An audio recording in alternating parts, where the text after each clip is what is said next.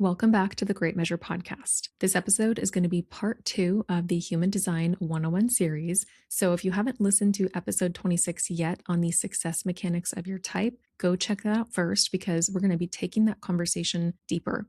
And if you're new to human design or you're not familiar with your type yet, you can download your advanced chart for free on my website, and it will give you a little snippet of your type, strategy, authority, and profile. So as I mentioned in that episode, I had just moved, and how it all happened was so wild because I had no intention on moving. If you had told me a few months ago, you're going to be leaving Manhattan Beach, leaving your little cottage, leaving the ocean, the cute downtown, the super relaxed vibes of the area, and moving to Northeast LA, I would have been like, what? No way, there's no chance. If I'm moving anywhere, it's out of the country. And I really thought that's what was going to happen. But it's been a full month since our move, and I am still pinching myself at how good I feel here, how perfect our new home is, how we love our neighborhood, that we're walking distance to so many things, so many friends.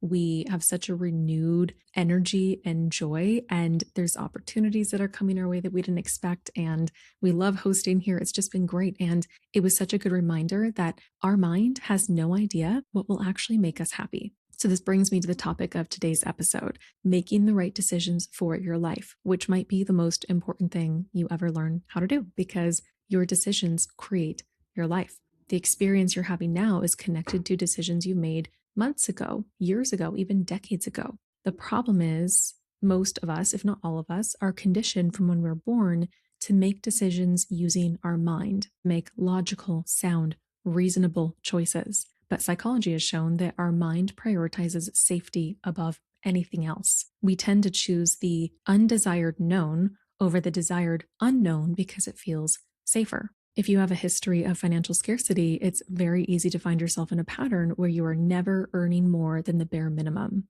Or when you do make more money, you spend it all instantly. You're like, where did it all go? You might struggle with holding and stewarding money. Raising your prices if you run a business can be triggering. Even if you know logically that you should be earning more, that the higher price is completely fair, you might really struggle to hold that decision, to take the action because it feels scary and your mind is not prioritizing growth and visibility and expansion. It wants to keep you safe. And this is where human design serves us so beautifully, because it's giving us these tools to navigate life and make decisions without so much mental rumination. It helps us use the mind for its intended purpose, because the mind is not our enemy. It's not a problem. It's just not great at making decisions for us. So enter strategy and authority. This is something that's talked about a lot in human design, but it's often engaged with in a really mental way. For example, a projector might start waiting for an invitation to do literally anything, to start a business, to launch an offer, to start writing music. They're waiting to be recognized and invited. Or a generator might go, okay, I'm going to sit on the couch and wait for a sacral response. I'm going to wait for an opportunity to come, and then I'm going to see if my sacral essentially says yes to it.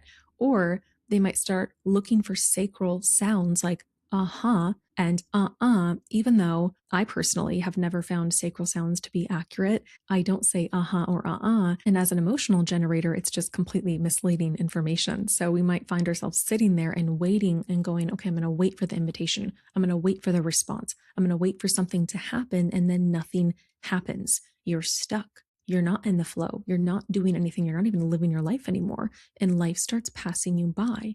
And you find yourself frustrated and dissatisfied and like you're not getting results because we're approaching this in too mental of a way. We're taking it in a prescriptive way. You'll have better results by just taking action and seeing what happens and observing over time if it feels aligned for you or not, than waiting for something to happen to you. So the first thing you need to know is that your mind is an interpreter and a processor, and for most people is going to play a big part in your decision making, but it's not your decision maker. So if you have sacral authority or splenic authority, you have reliable physical cues that indicate whether a decision is correct for you. With awareness and practice, you can tune into your body in the moment and know a reliable truth about what to do. But if you have any of the other authorities, like let's say like me, I'm an emotional generator, I have emotional authority, I'm not making decisions in the moment after a sacral response. I'm paying attention over time.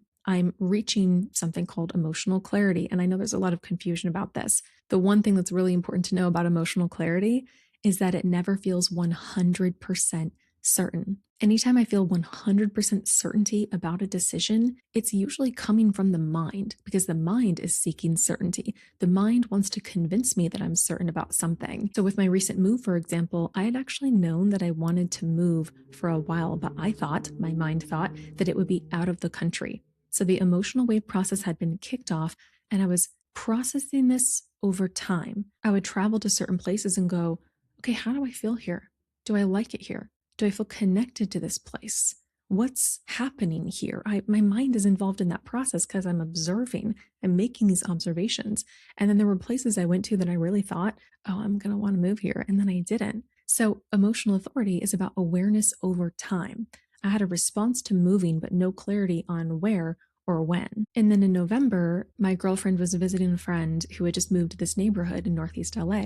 And she texted me while she was there and said, what spot is opening up in their building? They're saying we should move in because we have a few friends in the area. And I was like, oh, maybe we should. And I was like, oh, I feel like there's something here. And I said, well, let me make a pro con list for staying in Manhattan Beach or moving to this neighborhood. And as I'm writing it out, I just knew. And I sent her a text that just said, uh-oh, I think we have to move. I sent her the list, but it wasn't about the list. Before I even finished writing, I was like, I already know. I know that we're moving and I know we're moving to this neighborhood. And no one was more surprised than me because I really didn't think I would leave the west side and definitely not the beach. But I was texting her like, I feel energized. I feel really excited about this. She's like, oh my God, my friend has chills. I feel so excited about it too. Like we've talked about moving, like maybe this is it. And then we talked about it later. And I was like, oh, should we look at places? And Jordan's like, let's go in January. It's a really competitive rental market in this neighborhood. Let's drive around and look for signs and maybe we'll, see something that's available. And I was like, okay, cool. I was a little disappointed because I kind of wanted to start the search, but I was like, okay, it's totally fine. Let's wait till January. It's almost the holidays. It makes more sense to wait and move in the new year.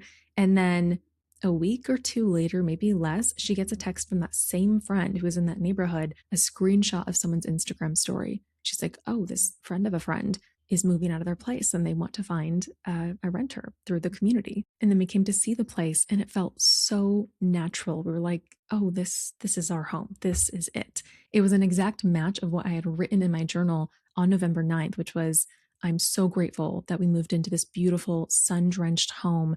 I didn't specify where it was or anything like that, but I just knew how I wanted it to feel. And that's exactly what this space is. I have to keep the blinds partially closed because so much sun is just pouring in all day. And one thing that I thought about with leaving our place in Manhattan Beach is that it had a lemon tree and it had the jasmine I'd planted. And I was like, oh, my babies, I'm so sad to leave them. This place not only has jasmine and a lemon tree, it also has a pomegranate and plum tree, and even more than that. So it's been such a beautiful experience and a great reminder of this process of decision making for bigger life decisions like where you're living.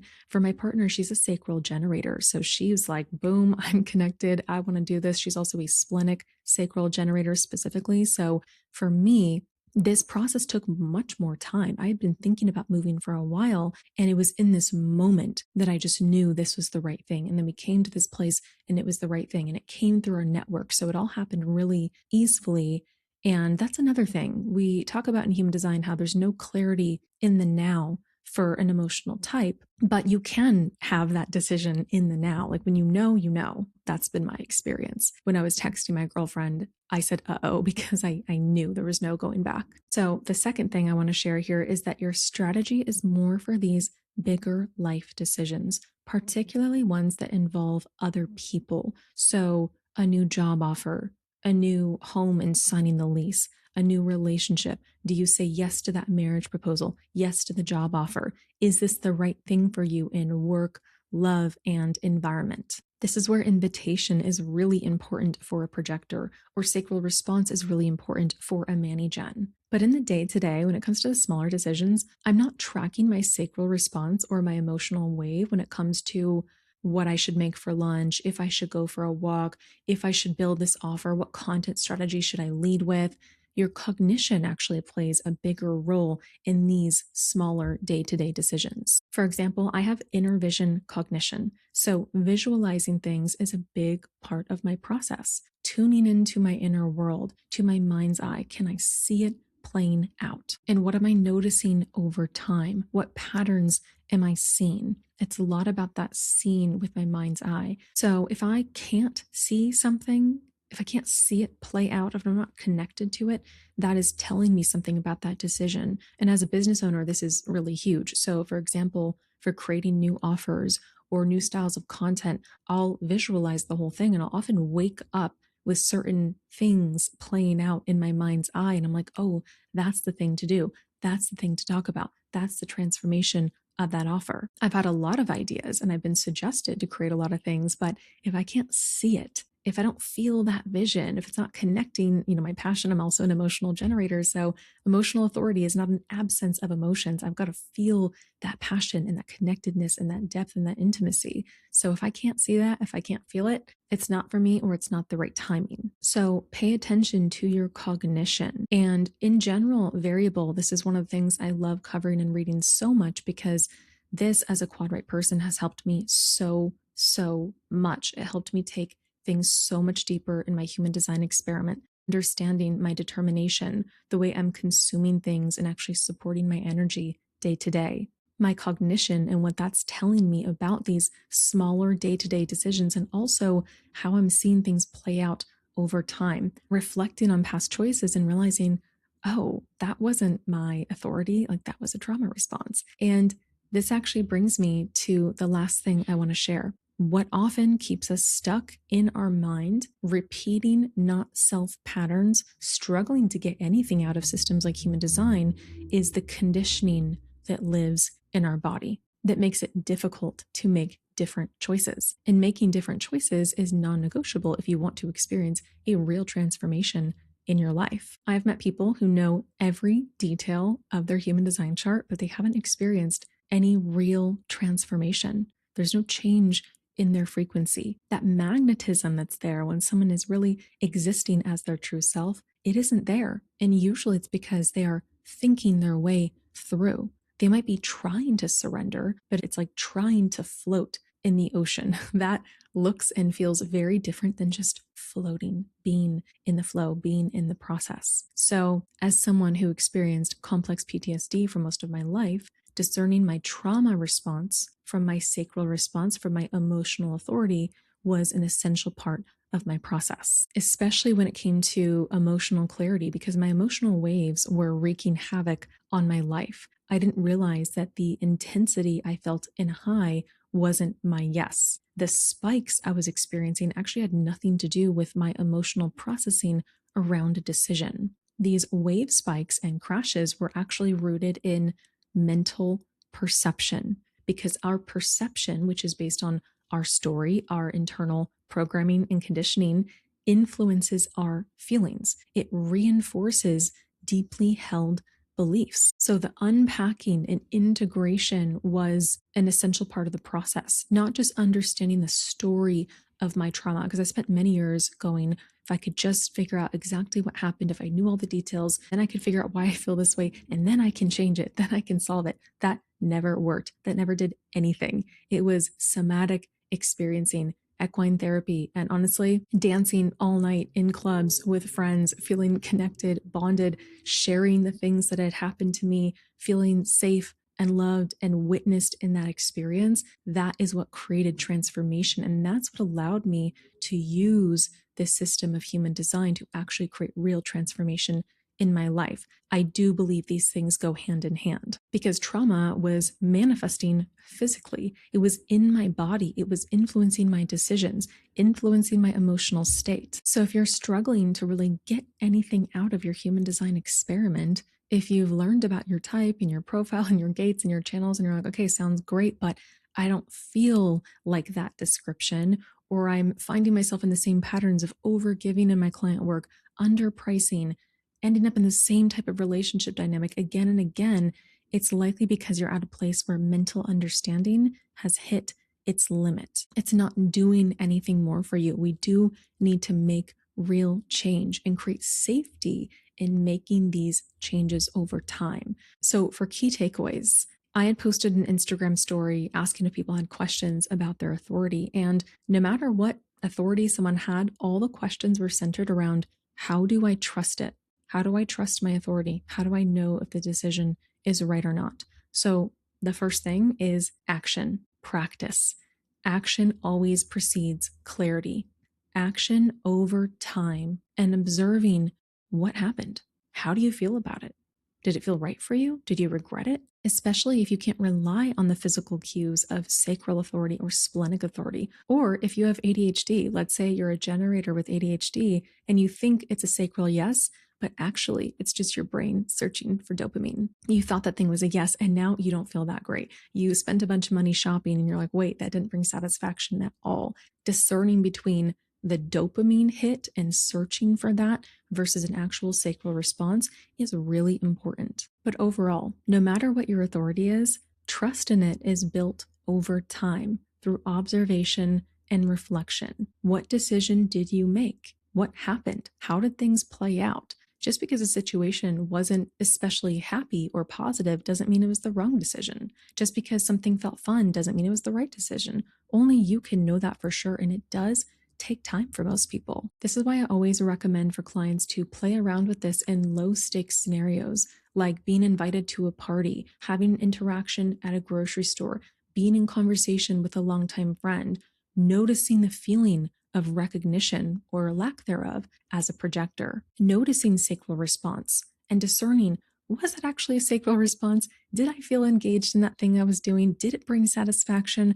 Or was it just another hit of dopamine and now I'm searching for more and I'm actually more dissatisfied than I was before? If you have self-projected authority, hearing yourself speak, recognizing the resonance of your truth in the moment, because that voice is coming from your G center, your identity, the truth of who you are. It's not coming from your mind. So for most of us, observation and reflection is going to be a big part of this process. Recognizing your truth over time, no matter what your authority is, recognizing which decisions led to more of your signature or led to the experience you needed to have, whether it was enjoyable or not, and really getting a sense for what is correct for you, whether it's in the moment from the spleen or you have mental authority and you're talking things out with other people and you are recognizing that truth when you speak it out and you had no idea you were going to say that. That self-trust muscle gets stronger over time. And I found there's less mental processing around decisions because I either know that I don't know yet, or I know in the moment, okay, this is my clarity. I know what I need to move forward on. I don't feel 100% certain, but I know that this is right for me. I feel connected to this, especially layering in aspects like cognition that has been really supportive for me as a quad right generator who's very receptive and sensitive to external environments and energy and things like that. So I hope this was helpful. And if you want to go deeper into your specific design and be able to synthesize everything and ask all your burning questions, my Legacy Human Design reading is a great place to start to not just understand your design and your strengths, but to really refine your approach to your life, your relationships, your career, how you are making decisions in your day to day. And you can find more details on that below. So thank you again for being here, and I'll see you next time.